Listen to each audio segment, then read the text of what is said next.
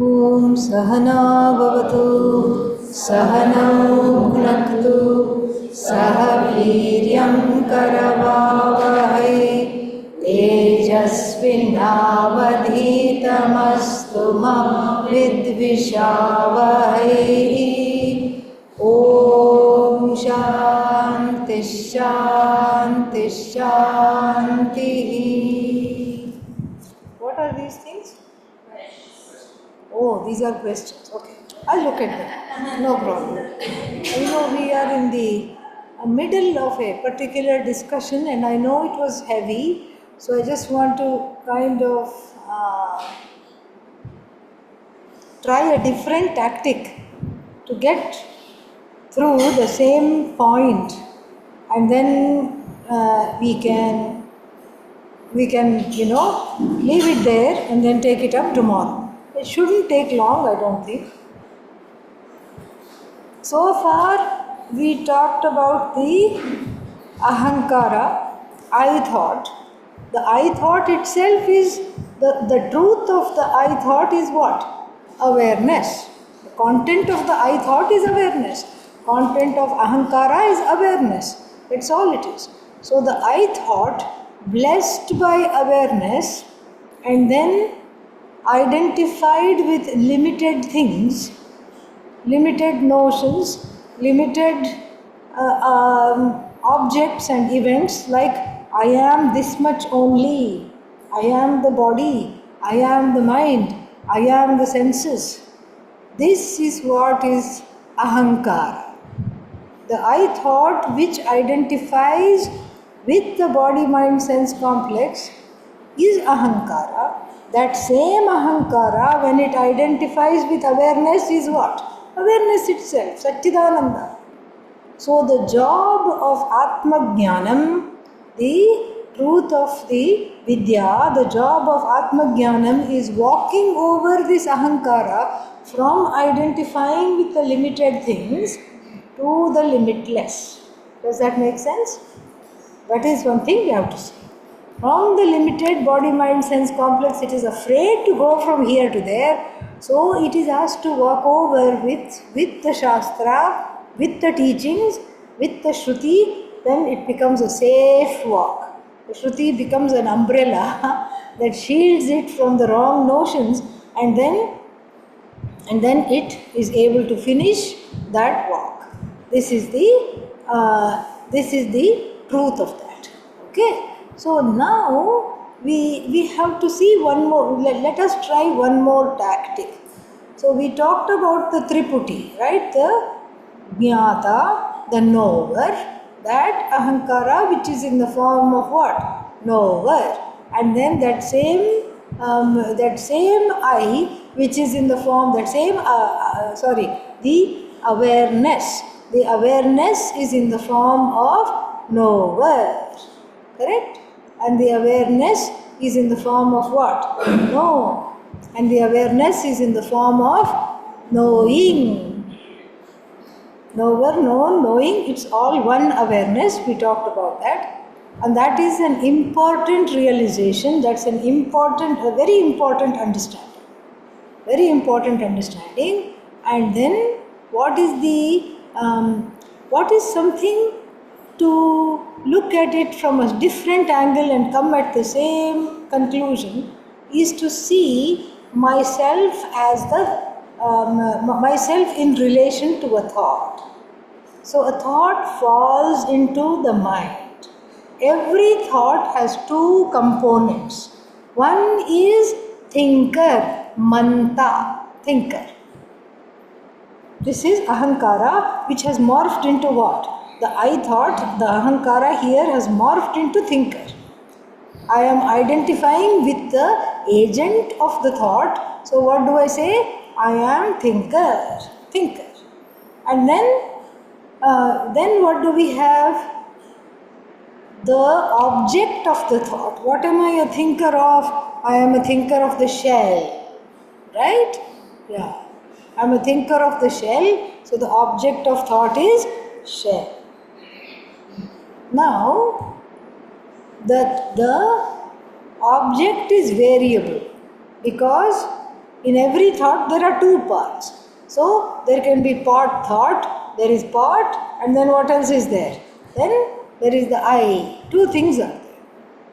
Thinker and then the object of thought. Two things are there, and then what else? So now I have to do something very interesting. So the Shastra does something so beautiful. What does the Shastra say? The thinker, the thinker is variable. Why? Thinker is variable because now I am a thinker, then suddenly somebody gives me something to eat. What do I become? Eater. Then after eating I go to sleep. I become sleeper. Then I wake up. No, then I dream. I become dreamer. Then I wake up. I become waker. So the thinker, the status of the thinker undergoes lots of change. And what about the object of thought? Now I am looking at elephant. Elephant changes because then I look at tiger. Let's say I am in a safari. Then I look at the tiger. Then after tiger something else comes. Gorilla comes. Then I look at gorilla. So the object of thought keeps changing. The status of the thought keeps changing. There is only one thing that is unchanging, which is the content, the truth of the thinker. The truth of the thinker is invariable. Now thinker, now seer, now hearer, now dreamer, now waker. What is constant? Now. Now is constant. That now is awareness. Now. That now never comes to an end. That now as though morphs into thinker and thought, and that which connects the thinker to the thought, namely a means of knowledge, pramana. But really, that is very, that all arises from this invariable component in the thought. The I is always invariable. The invariable I is the awareness. The invariable awareness, it obtains as I. Aham iti sakshat sakshi rupena bhasate. That which obtains as the I all the time, it shines as the sakshi, shines. So aham like this. Aham, I. And that I undergoes as though many change without awareness undergoing any change at all whatsoever. The I as though undergoes change, now eater, now drinker, now runner, now sitter, now standing, now thinker. But then jnata, pramata, manta, karta, bhokta, so many changes. But the awareness which is now doesn't undergo any change at all. This is the invariable in every thought. That which is invariable in every thought is that awareness, and that awareness is I. So the ahankara, what does it do? The ahankara has a very difficult time. Why does it have a difficult time? It does not want to identify with this awareness. Why? Too big, doesn't know what it is and cannot control. It wants to identify with something that it can control. It can't control anything, but it feels it can control the body, it feels it can control the mind, and because of the certain proximity, I suppose, to the indweller, so it feels like it can control the body-mind-sense complex, and then therefore it tries to control all those things without really being able to control any one thing. Nothing it's able to control. But then what happens? What happens is this, that when the Shastra falls into the ear, something wonderful happens. The Shastra washes away wrong notions. The wrong notions about the I am this much only, I am not good enough, I am an idiot, I need something, all these things. That the Shastra washes away, leaving behind what? I am, just I am. And what is the truth of this I am? Awareness. This I am is awareness, existence. I am, I know I am, I am forever, I am now. This is what it leaves behind. It's not that new knowledge is drilled. This is what it leaves behind. So the mind can be both a blessing for this knowledge as well as an impediment. Manaha eva manushyanam karanam bandha mokshayoho.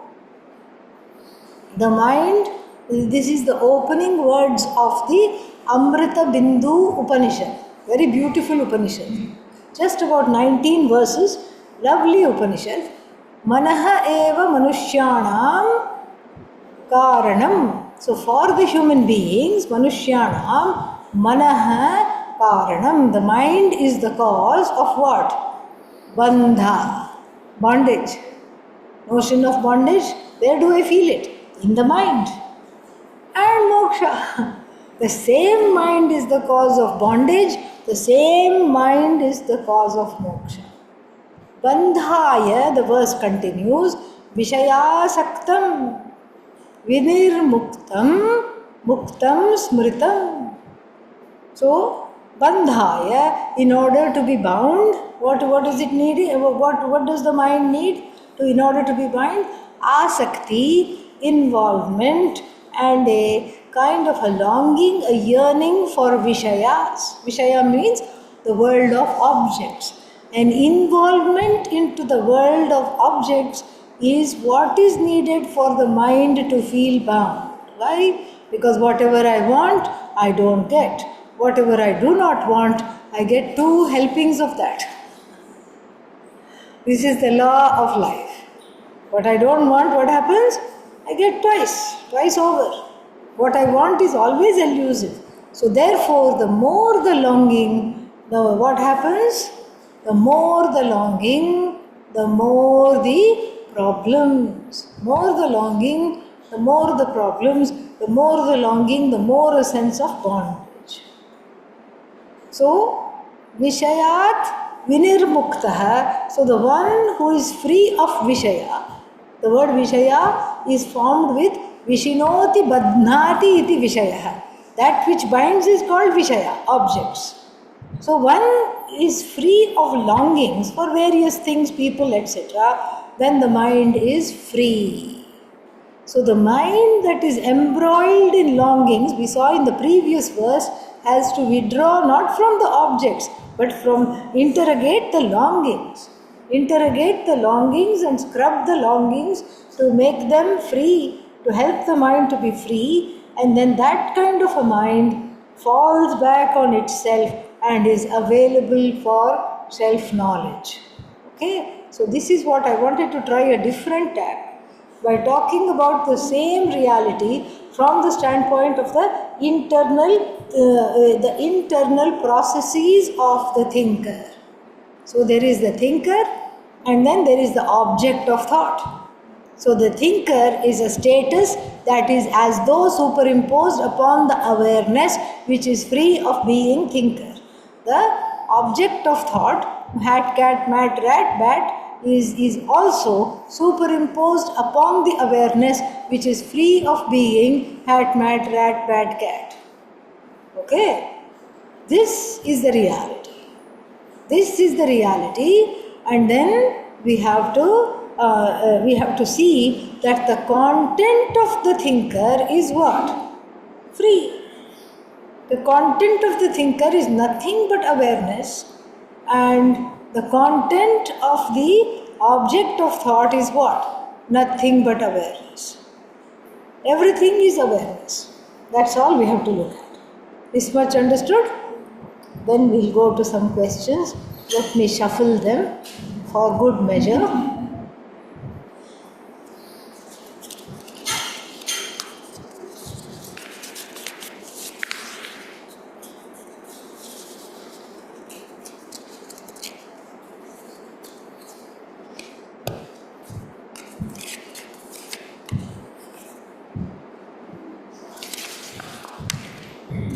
You have mentioned that when we have a fear, it's usually of an authority figure, someone that has control over us and we imagine a sadistic God as a result. You said we have to be logical and find the power within. Can you clarify how any fear is of an authority figure? What about when we lose trust in Bhagavan because of a life circumstances like a big betrayal and feel abandoned? How to work through that and how to learn from whether the situation, whatever the situation is wanting to teach us. Yeah. So if we have fear, fear is what? Fear is usually of something other than oneself. Something other than oneself means one small ant is going, you are going to be afraid of it? Huh? It's other than me, correct? Am I going to be afraid of it? No. Other means it has to be huge, big. Big cat. Oh my God. Yeah. Big cat. Some kind of thing. So dvaitadhi bhayam bhavati means when there is a duality, duality is the cause of fear, and the duality has to be frightening, big enough to be frightening. So when something is big, it is frightening. So that means what? It doesn't need to be of an authority figure, but it has to be big, something big. Authority figure, yes. Not every fear is that of an authority figure. Many times the fear is of an authority figure, especially when it comes, I talk about authority figure issues when it comes time to discuss issues such as what? The issues such as teacher, Vedanta. Vedanta is an authority, it's a pramana. So therefore the fear comes. Why? Because one may not have thought about or made the link between the fear of authority figures in childhood and then the connection, the memory now. That is when I talk about fear of authority figures. Authority figure is there. And of course, which is the biggest authority figure? Bhagavan, God, Ishvara. Why? Because in front of Ishvara, what am I? Powerless. In front of Ishvara, no power at all. I am weak, feeling helpless. When Ishvara gives me what I want, he is wonderful, he or she. Wonderful. When Ishvara gives me what I don't want, off with your head. Who are you? Why did you do this to me? Yes, but we don't know that. When we know that, we will not be asking these questions. When we are in the process of knowing that, I am non-separate from Ishvara. But from the standpoint of the body-mind sense complex, I look upon Ishvara as Tvameva Mata. We say that. Tvameva Mata cha Pita Tvameva. So, you are my mother, I say. You are my father. So when Ishvara becomes mother, father, Ishvara becomes a sitting duck for misunderstandings. Because where are the misunderstandings? With the original caregivers. That's where the misunderstandings are. So that I have to resolve, which is what Pujya Swamiji called settling accounts with Bhagavan. This has to be done. Otherwise I'll just be, everybody will have to keep dealing with me. So we should grow into a person that nobody has to deal with. That is growth. Even Bhagavan is happy. Oh good, I don't have to deal with this person. Meaning the person has become a jnani. No need to deal with it. So this dealing is the problem. This dealing is the problem. Who doesn't need to be dealt with. Otherwise we have to keep dealing. We have to keep walking on eggshells. What to say, when to say, how to say, oh my God, what not to say. I mean, even though despite one is so careful, something or the other is going on, what to do? Like this, we should not be. We should grow into a person that people should not have to worry about walking on eggshells around us. That is the idea. So if Bhagavan, feels, if you feel like you have something Bhagavan has done you do not like, yes, There will be what will there be? There will be anger. There will be fear. If you feel like saying, talk to the hand to Bhagavan. Bhagavan should show you Abhaya Mudra, but you should say like this, talk to the hand. You show your hand to Bhagavan, I don't want to have anything to do with you. Like this you do. So that is normal, not natural. Because you have fear, you have sorrow, you have anger. But you have to express it. Where will you express it? If you express it in the house, everybody will run away. Yeah? Because who will want to listen to that? Nobody. So you have to have safe outlet, number one, and then you have to deal with that with Bhagavan. Who are you angry with? Bhagavan. Talk to Bhagavan. Go to Bhagavan, go to the temple, go to your puja room and say, what kind of an idiotic thing have you done? This in the Hindu tradition becomes prayer. What's wrong with you? Why did you give me this karma phala? And when you do enough of this, you become a devotee. Really. You're back. You're back in your body, you're back in your mind, you're back in your heart. The heart that was closed has to open.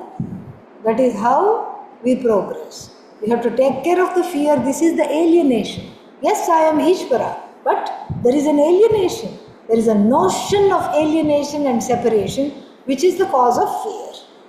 That notion has to be bridged by having Shraddha, by talking to Bhagavan, by being with Bhagavan.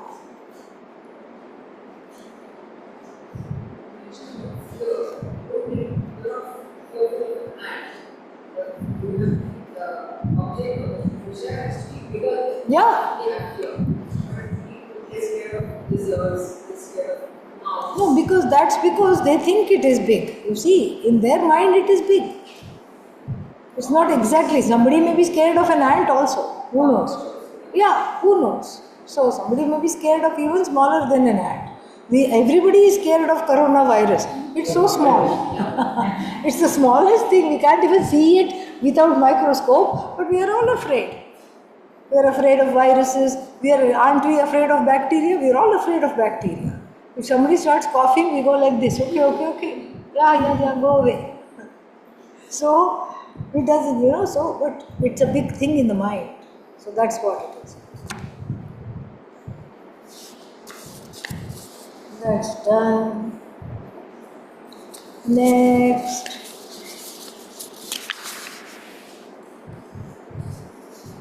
Can you please provide an example to help us see that the observed divide is mithya and both are same? Yeah, sure.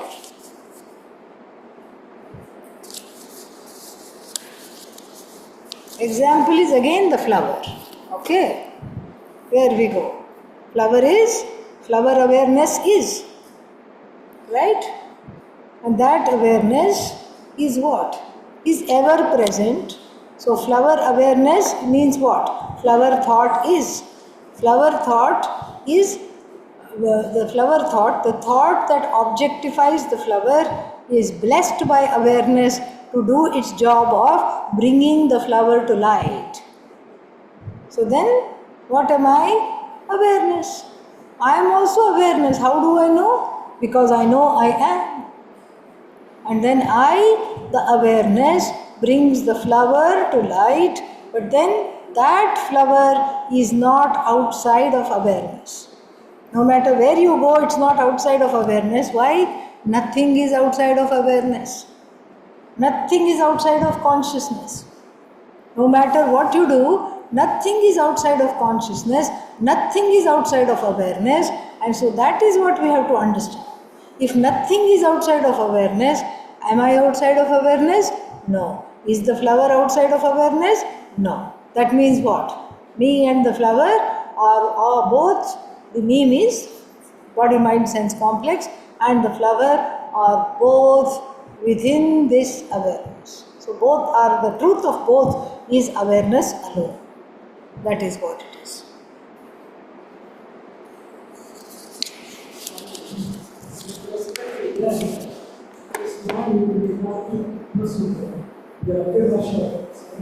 Brahma Sutra. I heard you say, Shankara says, you everything else is separate. No, see, separate means we are talking of the mix-up. Okay? Mix-up, see, separate means what? Separate means we are talking of only, we cannot mix up the two levels of reality. One level is just of awareness where there is nothing other than awareness. We are not talking of that level.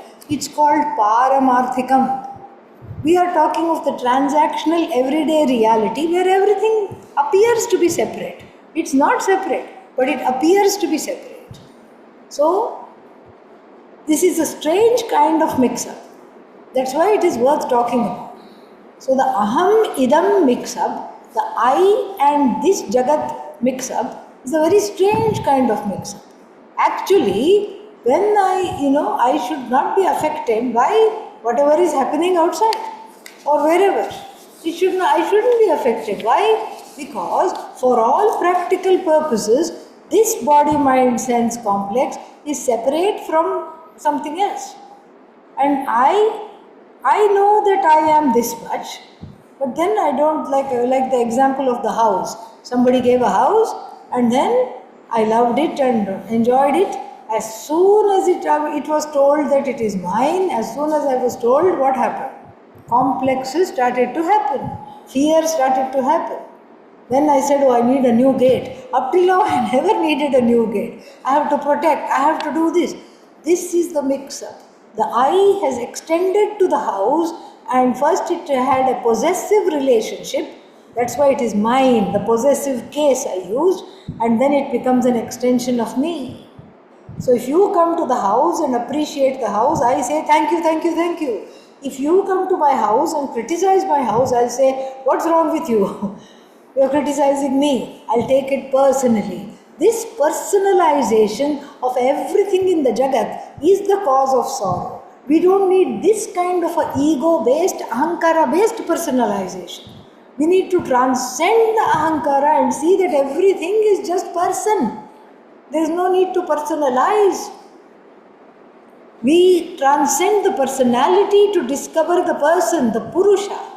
That one is. So the personalization is a pet peeve and the occupation of the ahankara. What does this ahankara do? Try to make everything into a big deal like this and try to keep on annexing things to make itself bigger. Okay, the body, mind, sense complex is me. Okay, fine. Are you happy? No. What do you want to do? I want to own another body, mind, sense complex. Therefore, what to do? Get married. What else is there to do? Is that enough? No. Okay, have a child. Aham, avam, vayam. That's all it is. Have a child. Okay, now the child is totally yours. Are you happy? No. Why? Because it too has its own ahankara. It's not going to listen to you. It wants you to listen to it. Same thing with the significant other.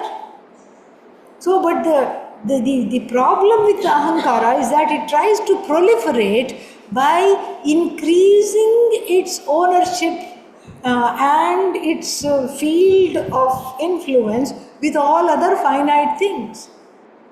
Therefore, it has to learn to unclutch one finger at a time, and then if you do that, it again holds, and then like a monkey. It's got a monkey grip of everything that is finite.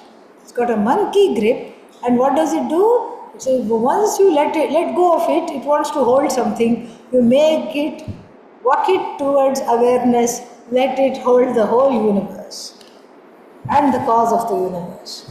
Then only it is happy. Otherwise, what does it do? Complain, complain, complain, complain, complain. That's the only difference. You ask me, how are we Ishvara? That's the only difference between Jiva, individual, and Ishvara, Bhagavan, God. What's the difference? Bhagavan doesn't complain. Jiva complains constantly. This is what it is. The constant complaints Is the hallmark of the jiva. And why is there constant complaint? No matter what you do, it's not happy. Ahankara is very difficult to keep a good mood. 2 minutes it's happy, then it flips on you again. That's the thing. Now all these questions are by the same person. They're not by different people. How many questions are you asking? Same questions. Mixed? Ah, okay.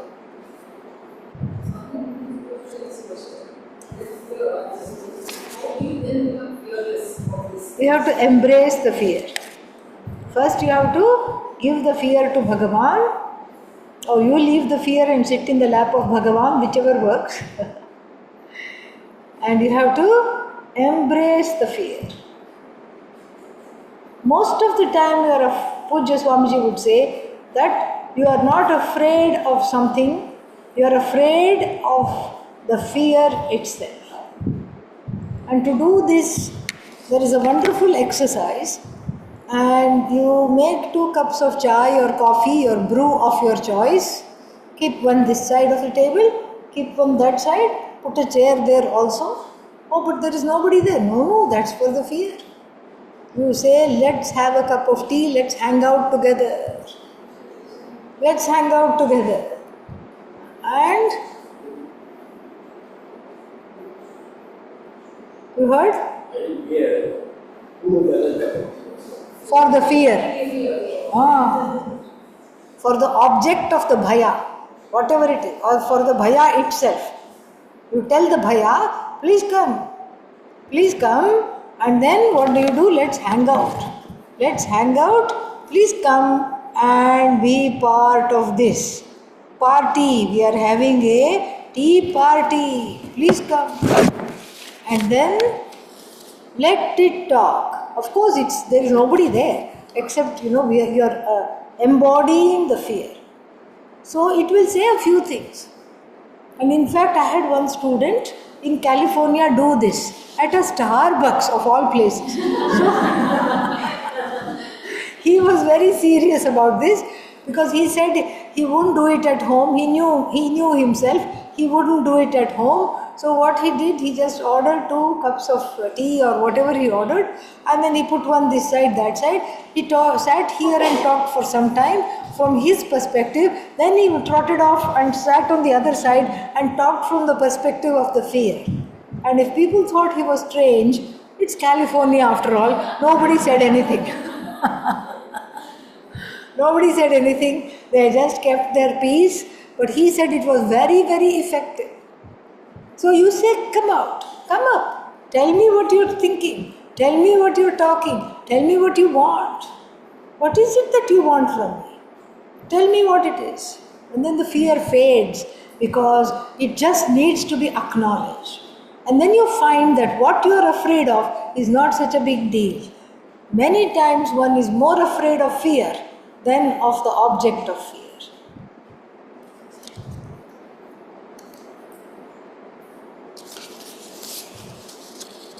If we can sense the motion of our thoughts, then we are not our thoughts. Correct. But this itself comes in the form of a thought.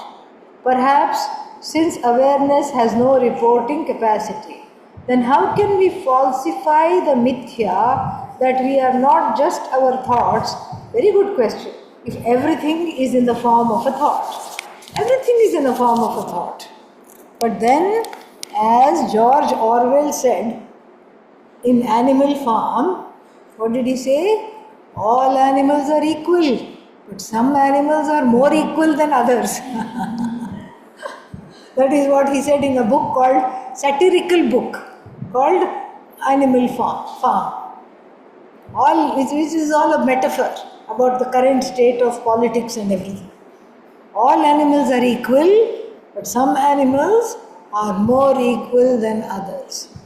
So all thoughts are the same. There is one thought, one kind of you can't even talk about it as a thought. It is in Sanskrit called Sakshi Pratyaksha.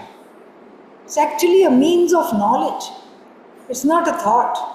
Even though it may communicate as a thought, but it's a Sakshi Pratyaksha. Sakshi Pratyaksha means the witnessing mind. So when the mind is reminted as a witness, then it's in the place of an observer. So even when the mind says, okay, I am observing this, it may be communicated as a thought, but it's a different thought than I am afraid. You can't trust the other one. The I am afraid, or let's steal something right now, for example. This person has too much money, let us take some, let me be the new Robin Hood. Okay, not Robin Hood. Robin Hood. Yeah. Let me take some of this money because this person has too much money. Let's equalize everything. What is the difference between this thought and the thought, oh, looks like rain.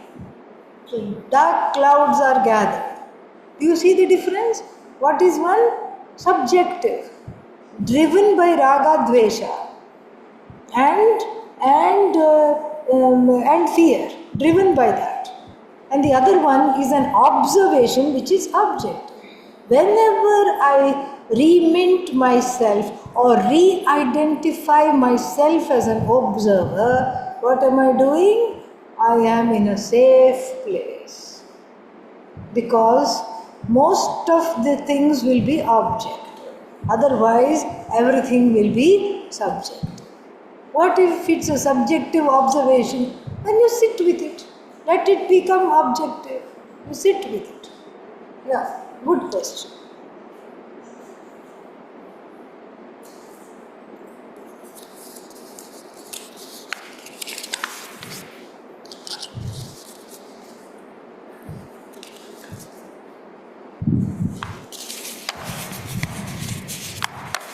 Sorrow comes from seeing objects of awareness as different from awareness.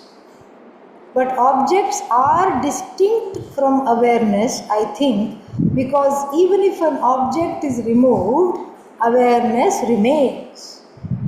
So, does the object's existence or isness depend on awareness? Yes. All that you have said is true. Sorrow comes from seeing objects of awareness as different from oneself. Awareness, yes. But the objects are different, I think, because even if the object is removed, awareness remains. Depends on what you mean by object. Are you meaning Sat Chit Ananda, Asti Bhati Priyam, or name and form? Yeah, if name and form is removed, if name and form is what you mean by object, then awareness does remain, yes. And then, so does the isness of the object depend on awareness? Yes. If no observer is around, wouldn't the flower still exist without the awareness to illumine it? Fabulous question. This has it is like an old Zen koan. When a pine tree falls in the forest, nobody is around, will it make a noise? Will it make a noise? Yes. Nobody said no. Everybody is saying yes. Will it make a noise? Then we will say, from the standpoint of physics, we can talk. We can say, this is the velocity of the fall. This is the volume, the mass called the tree. And then, of course, this is the floor. This is how it will fall at whatever it is. So many seconds per, it is all fixed. Laws of physics as per the gravity. So then when it falls, of course there will be a crashing noise that commensurates with the mass that has fallen. From the standpoint of physics, all well and good. We can all feel very happy that yes, we have given the right answer. Vedanta will put a twist on this as well. Vedanta will say, without a pair of ears, can a sound be called a sound? Is that a sound argument to call a sound without a pair of ears? Yeah. Vedanta always wins. Yes. That's why now from physics they are going to quantum physics. Yeah, that comes very close. Because the quantum physics has the observers, has the scientists very befuddled, totally befuddled. Even with regard to wave and particle, this particle physics, all these things, very confusing. Why? You ask the wave, are you a wave? It says yes and gives a nice wave. Are you a particle? It says sure, I am a particle and turns into as though into a particle, which means what? I am influencing the experiment. If the observer is influencing the experiment, that means what? The observer and observed, the truth of the observer, the truth of the observed is one. Is one. It has to be. There is no distinction. It's all one.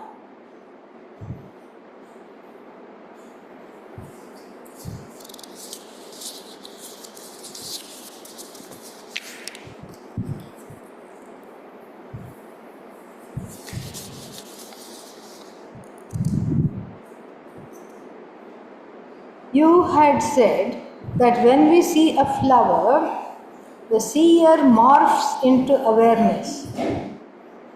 Or awareness morphs into seer. That's better, yes. The seer does not morph into seer, is awareness. Yeah. Seer is awareness. Seer does not morph into anything. Seer is awareness, and then the awareness as though appears as the seer. Does that make sense? Awareness as though appears as the seer. Can you clarify the process by which this happens? How are time, space and awareness, how are time and space and awareness constructs? Awareness is not a construct, that's the problem. Awareness is not a construct. Time and space are as though are dependent upon awareness and they are constructs. Okay? Time and space are constructs. Object-subject difference is a construct. Yeah. So this is easy. This is very easy. See, when you see a flower, what happens when you see a flower? You know, what am I? Awareness. When you see a flower, what happens? I am the seer in relation to flower. So the truth of me is what? Awareness. And now, in relation to flower, what have I become? Seer.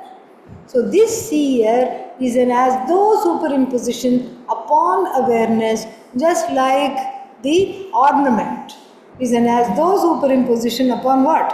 Gold. Without undergoing any change, gold appears as the ornament. 1 million ornaments. How many golds? One gold. Only one gold. This is what happens. And we all know the story of what happened when Pujya Swamiji went to inaugurate a jewelry shop. We know that story. Swamiji, please take one thing. Okay, I'll take the gold. Keep the ornaments. You keep the ornaments, I'll take the gold. Can you do that? No. So this is what is mithya, dependent reality. Similarly, if there is a golden chain, see our language is all wrong. Golden chain. What is the adjective in this phrase? Golden. And what is the substantive? Chain. Yeah. In Vedanta, what is the substantive? Gold. What is the adjective? Chain. So it should be chainy gold. It should not be golden chain. Chainy gold, ringy gold, bangly gold. It should be. But our language is all messed up. Our language is based on our ignorance. That's why even Atma, we have plural and dual. Atma, Atmanav, Atmanaha. How many Atmas are there when we counted? Last counted? One. Non-dually one. But according to grammar, it declines. One Atma, two Atmas, more than two Atmas, many Atmas. Our own ignorance is reflected in the language that we use. It should be ringly gold, bangly gold, chainy gold. But we say golden chain, as though golden is the adjective. Golden is not the adjective. Gold is the thing. That is what it is. So, what was the question? Let me read it. So, so therefore, yeah, can you teach us how it happens? How means what? It's happening all the time. How are time space constructs? Yeah, so it's, see, nothing, see, first premise to understand this, number one, I have to see that there is no place where awareness is not. So awareness is not confined by space. Space is in awareness, so to speak, not the other way around. Awareness is not in space. Number one. Time also is in awareness. Time is an as though product of awareness, not that awareness comes and goes in time. Whatever is in time comes and goes. Awareness does not come and go. So awareness is free of time, free of space. That's all. That's how to understand it. That which is awareness, free of time, free of space, free of being any one thing. This is the second thing. If something is everything, then it cannot be any one thing. It's like atta, you know. Same all over the world, everybody knows atta. Atta means what? Flour. Everybody knows. So if you go to Italy, they have a particular way of processing it. What will they do? They'll make pasta. That's what they'll do. They'll make pasta out of it. If you go to Mexico, they'll make tortillas out of it. Correct? Same thing, same flour. If you go to India, they'll make chapatis. If you go somewhere else, they'll make bread. Same thing. That's all it is. Same thing which morphs into different things all the time, but really the content of everything is awareness. Awareness is not away from space, not away from time. Time is non-separate from awareness. Space is non-separate from awareness. And the individual, body, mind, sense complex, not away from awareness. It is in fact awareness. So from the Paramarthika standpoint, everything is awareness. So when I see the flower, the truth of the flower is what? Awareness, because the flower is non-separate from awareness. So then what am I? The seer. The seer is also a superimposition, as it were, upon awareness, which is free of all superimpositions. And so therefore, the seer is awareness, nothing but awareness. The seen is nothing but awareness. So the subject-object difference is swallowed up. The subject-object difference, when it is swallowed up, we say this is Paramarthikam, absolute reality. And that absolute reality, you don't have to go somewhere. It's right here, right now. It's a cognitive shift. And this is the bane of everybody's existence. How to gain the knowledge of Vedanta and then be in both the realities at the same time. Very difficult. So one is very expanded in the classroom. As soon as you go out, immediately the thoughts crowd the mind. What's happening tomorrow? Are we going for an excursion? No, alas, that's day after. One more day of difficult classes. I thought, this thought, that thought, awareness. Immediately the things crowd. Thoughts crowd the mind, but I have to learn to see that I am awareness in spite of the thoughts. The problem with us is that we think the thoughts have to stop in order for the awareness to come up. Awareness is not like a submarine, okay? Yeah. That all the waters have to part, and then when the waters are not there, then the submarine will come up. No. Awareness is not like that. Nothing can cover awareness. Even ignorance is where? In awareness. That's why I say I am self-ignorant. I think I need to remove self-ignorant by studying Vedanta and going to a retreat. I tell myself that. Even ignorance is what? Jivashraya. Even ignorance is Jivashraya. It's not Brahmashraya. That's what Bhamati people will say. Even ignorance even ignorance is Brahmashraya, not Jivashraya. It's all in Brahman. Bhamati people say it is Jivashraya. Because they say, how can Brahman, which is free of all ignorance, harbor ignorance? As though, okay, Brahman is not harboring ignorance. Because ignorance cannot rest on the Jiva. Why? Jiva is not separate from Brahman. So then, ignorance as though is not separate from awareness. Everything is awareness. That's why I am aware of the ignorance. That means what? Ignorance is not separate from awareness. Oh, if ignorance is awareness, then why should I pursue Vedanta? Don't. Go on.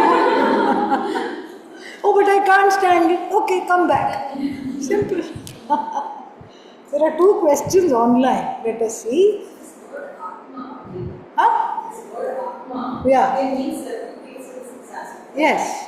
So, because of which we decline. So, if we referring to Atma as I, then it doesn't need to. It doesn't need to, but the word declines. That's all.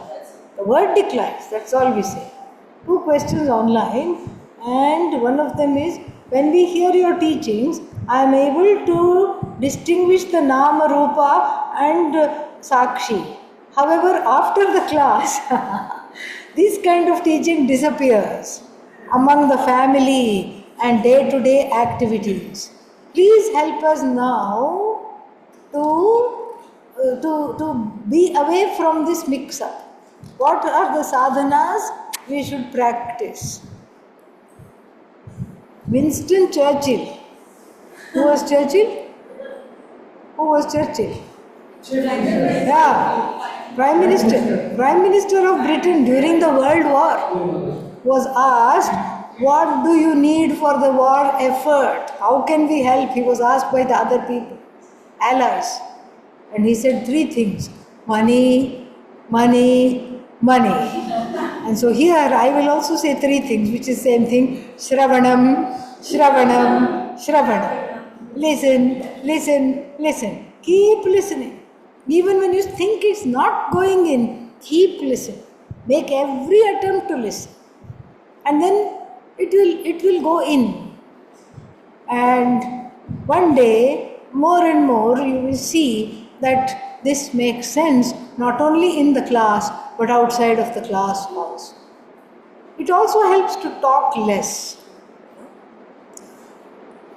We just listen. When we go in a group or something like that, just listen. And then when we are not talking, let the mind dwell on whatever we have heard. I'm very happy with the questions today because it shows that you have all, even online, you have listened very closely. So, persistence and patience and a lot of self-love will help. You have to listen patiently, you have to listen persistently, and you have to listen with a lot of love for the Shastra. The Shastra love has to be cultivated. And if there is anything in the way, it has to be removed. Like if Shraddha is the problem, trust is the problem, develop trust. How? By just trusting. That's what the Shastra says. Ashraddhaya Shraddham Tara. Yes? If Shravana is no, Shravana is the only one gives knowledge. But if doubts remain, then we do Manana. Because if I say, how can I be Brahman? That's a doubt, right? I have listened. It's not that I haven't listened. Then I need to do what is called mentation. I can do it by myself, by regurgitating, talking about the Shastra, thinking about it. I can do it in a group. And this happens in Gita home study, where one is studying together, and then all these things happen, Mananam happens. Gita home study is all about Mananam, really.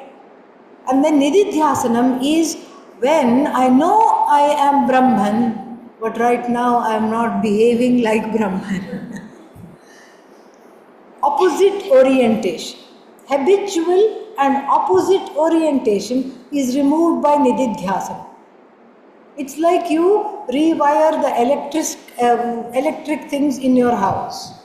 And so the electrician puts the light switch when you come in on the left side, before where it was on the right side. So what will you do when you come home in the dark for the first few days? It's not for lack of knowledge. You yourself paid the electrician, you yourself commissioned the work, you yourself sent them away. So you know it's very much, knowledge is there. You know it's on the left side, but the hand goes groping on the right side. This is what is when nididhyasanam is needed. I know I am Brahman, but I am not behaving as such. And so, I still come under the spell of raga dveshas, I still get angry, I still act out. So therefore, I need to chew the cud of the Shastra, regurgitate it, and then sit and meditate upon, contemplate upon the words of the Shastra, the Mahavakya that I already have been explained, which I have already studied. That is contemplation. So Manana, Nididhyasana have a big role. But Shravana is the only one responsible for spiriting away the ignorance. First the ignorance has to be spirited away, then only we know what else is in the way. And if there are other things in the way, we take care of it. Then we see AI becoming an integral part of life, and even seeming to supersede human intelligence. You are right, because once one of our Swamis asked a question to AI, Chat GPT. Please define Vedanta. It gave quite a good definition, surprisingly. Yeah. And then, so you are right about that. How would this impact spiritual pursuit? Could it be used to better highlight the need for Vedic practices? So, so yes, we can use it for the good. You see, after all, AI is not a being outside of awareness. That we have to remember. It can never become Frankenstein. Even if it becomes Frankenstein, if it by chance morphs into Frankenstein, that is also not outside of what? Awareness. And then even if we want to explain it in the Vyavaharika, on the day-to-day reality, it's not outside of Bhagavan's order, first we'll say. Then we will say it is not outside of, awareness. It's not outside of Bhagavan's order. So we are not worried about AI. And somebody asked me, they are cloning human beings, and then what will is this ethical? All other religions are wringing, all other religious leaders are wringing their hands. Oh my God, you are taking on God's portfolio, you are cloning sheep, you are cloning goats and cats and dogs and rabbits, and soon it will be what? Human beings. The Hindu is unfazed, totally unfazed. You know why? Because it is all happening in Bhagavan's order. If it's not meant to, it will not happen. But then what kind of a karma is the cloned person? Cloned person must have what kind of a karma to be living as a cloned person? Maybe in the last life he or she was a copycat. That's all. Simple. We have an explanation for everything. We are totally unfazed. While everybody is worried, we are sipping chai. No problem at all there. Yeah. Yeah. Somebody in the previous class said that the flower is intermediate. So it is not subject or object. Yes, it's neither subject nor object. Because, you see, if I am, the thought that illumines the flower is neither subject nor object. It's just blessed by awareness. It's a messenger of awareness, so to speak, which illumines the flower. This is objective perception. But if I identify with the flower as I want this flower, then the flower becomes an object. It becomes an object. So when the flower has been perceived, then it's an object. Because you see, in the perception there are two kinds of vrittis. that are in two kinds of thoughts are in operation. First is, this is flower. That is just an observation, right? See, this is, I see flower, I see a flower. And then the flower thought is, that is just a flower thought. And that flower thought is, how does it come to light with the sense organs? Maybe I smell it, maybe I see it. So when I see it, what happens? Flower vritti takes place in the mind, correct? And then the flower vritti takes place. Even when you hear the word flower, flower vritti has taken place. Everybody is thinking of their Ishta flower, rose and all these things. Flower vritti has already taken place. Flower thought has taken place in the mind. But now if I say, look at this now tiny dried flower, when I say, then if you have thought of a huge magnolia, then you have to adjust yourself to what? To this particular flower. That is called phalavyapti. The objectification of the flower is called phalavyapti. The other one is where all the sense organs, relevant means of knowledge, as though surround the flower and bring the information back. Yeah. So that one is called vrittivyapti. The other one which says this is flower is called phalavyapti. So every perception has a twofold operation, except understanding of Brahman. You are Brahman when I say, vrittivyapti takes place. The vritti, the Brahma vritti, Brahmakara vritti, oneness vritti has arisen. But it is you. That oneness vritti is not separate from you. Flower is an object. But oneness vritti is that you is Brahman. So therefore that the other vritti to ratify that this is Brahman is not needed, because Brahman is not an object. That is the difference. Okay. Then one more. Only one is left. Huh? Yeah, after this we'll have flute and then you can ask perhaps. If it's a short one, we can ask that. Okay. Who is the I that is looking for the I that is asking who am I? Very nice question. When I negate that which I am not, all that is left is the negator. Who is the negator? And who is the one identifying with the negator? Fantastic. So, who is this I? Alright? Sat Chit Ananda. Sat Chit Ananda is the I. Alright? So, when you negate everything else, who is the negator? The observer, the Sakshi. The Sakshi is very close to understanding itself as awareness. That's why we say, please be in the place of the Sakshi. Objective. That's why. So, you negate everything. Who is the negator? The negator is the Ahankara. The same one that was in turmoil about its identity. Negator is Ahankara, and the negator is told, stop negating everything and start identifying as Brahman. That's what. After everything is negated, what is left is Aham. And what is recognized as Aham is by the Ahankara alone, along with the Vritti. Of course, all those things we have to bring in. Vritti, all this. So that awareness is recognized, that awareness is there. I am there. When you say I am there, you are saying, I observe that I am awareness. That's what it is. Ahankara is in a very solid, wonderful place, even if it is for 2 seconds. Very nice. Yeah. Your question. Yes, Asti Bhati Priya. When the Ahankara identifies with Nama Rupa, it becomes finite.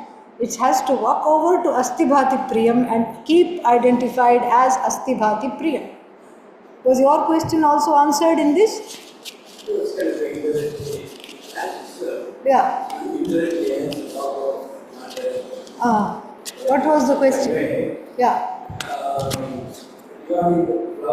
Yes. And say everything is awareness, but take the flower and you do the vichar on the flower. Yes. It will resolve into awareness. Yes. That's what it is.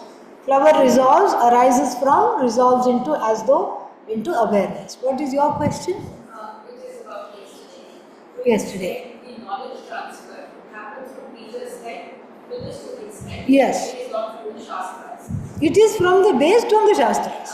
Yes. Yeah, the communication between the teacher and the student's minds. Yes. Without technology. Yes. So how did it come to the first ever teacher? Ah, so nice. Wonderful. That's why we say Sadashiva Samarambham Shankaracharya Madhyamam. That's what it is. That we started with Bhagavan. How can Bhagavan have this knowledge? Bhagavan is everything. The first mother, who is the first mother? Huh? Who is the first mother? Don't say some African bones they found. Lucy was her name. One of the 5 matriarchs. They found her in Africa. She is the foremother. Lucy also had a mother, okay? Yeah. Oh, Lucy ki mummy kaun hai? Who is the mother of Lucy? Huh? Another person will be there. Who is the mother of that one? And then if you ask Darwinians, they will say monkey. Monkey also has a mummy. Who is the mummy of the monkey? Even you go take the evolutionary path, doesn't matter, I don't care. Who is the mummy of the monkey? Who is the original mummy? Huh? Bhagavan. Answer to all that is Bhagavan. Everything has come from Bhagavan. So the original mother, the first mother is from Bhagavan. How do you know there was the first mother? Hare, you were here, no? You are the proof that the first mother was there. First mother cannot be there without you being here. So you can't say, give me proof that the first mother was there. I'm not done yet. Yeah. So, one more minute. So, first father, Bhagavan. First mother, Bhagavan. So, why not first teacher, Bhagavan? Huh? Has to be Bhagavan. Right next door he is sitting. Yeah. Adi Guru. Adi Guru means Guru that has as though morphed into Bhagavan for the purposes of teaching. Chitram vatataror mule vriddha shishya gurur yuva gurostu maunam vyakhyanam shishyastu chinna samshayah. So, look at this chitra. Look at this beautiful picture under the banyan tree, says this shloka. Elderly students sitting in front of a young teacher. Why elderly students? Because they are old souls. They have been around, searching in this life and many lives. The hairs are grey and they are just so spiritually evolved. They are ready for this knowledge. And why is the teacher very young? Because this knowledge is never old. The teacher embodies this knowledge, ever young knowledge. And so, ever young knowledge embodied. And look at this, elderly students sitting in front of a young teacher, enjoying everything. And then the teacher, look at this other very beautiful chitra. What is this? The second chitra means vichitra. What is something unique about this picture is that the Guru is not making a single sound, and yet all the doubts of the Shishyas are dispelled. Why? Does the Guru have some magical properties? No. We already talked about this. Guru is teaching through a secret language. VSL, Vedantic Sign Language. That is how the Guru is teaching. So the first Guru is who? So she had one more question. After that you. Yeah. Chandogya Upanishad. Yeah, 7th chapter story of the Chandogya Upanishad. Yes. Bhuman. Yes. Like Atman. Atma. Yeah. Now she wants to know the definition of Bhuma. Very tricky. Sneaked it in. So, Yadalpam Tan Martyam Tanna Bhuma. First, see, this is the way of the Upanishad is so beautiful. It says, you know what? That first, before knowing what is Bhuma, you should know what is not Bhuma. Why? Because you will mistake everything for Bhuma. So first you know what is not Bhuma.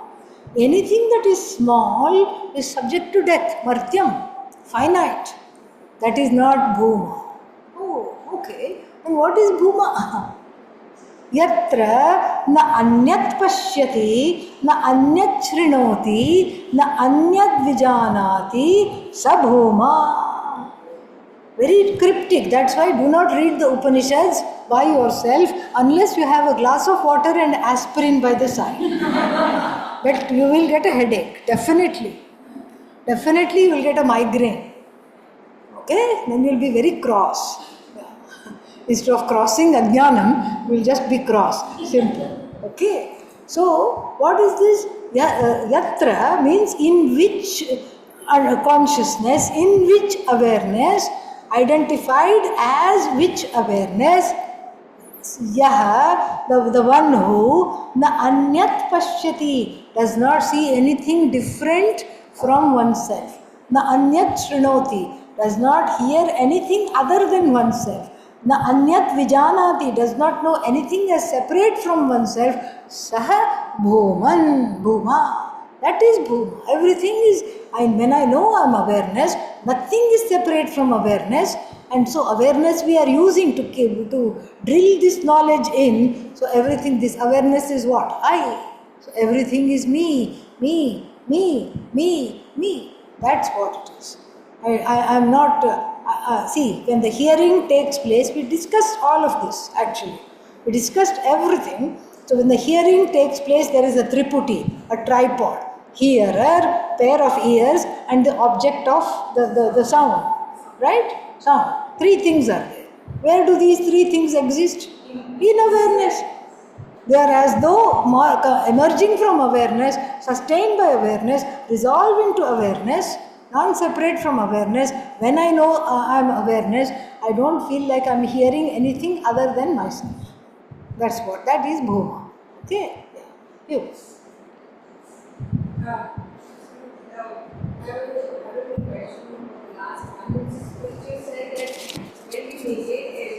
Yeah.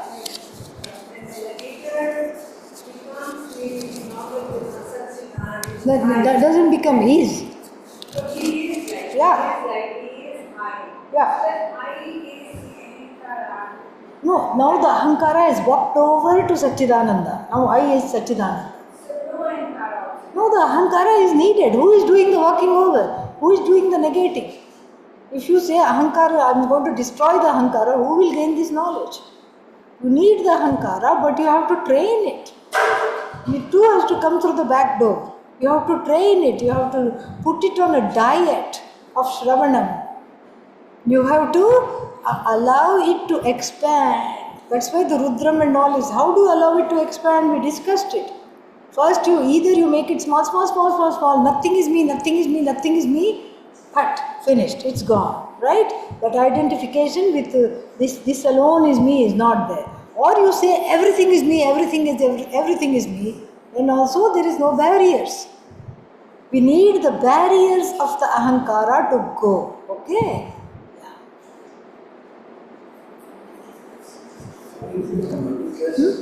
Sorry? Toothless, yes. Ahankara, like the desires become toothless, they don't bite. Ahankara also becomes toothless. Yeah.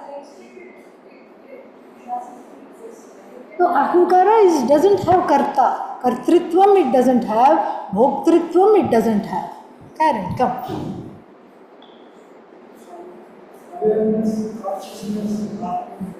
All synonyms. Here. Come here. Do you need any help to bring that? She's going to lull us with a nice flute music so that everybody can have lovely sleep. This is Karen. Give her a big hand. Om Namah Shivaya. Here, take this. It's loud enough?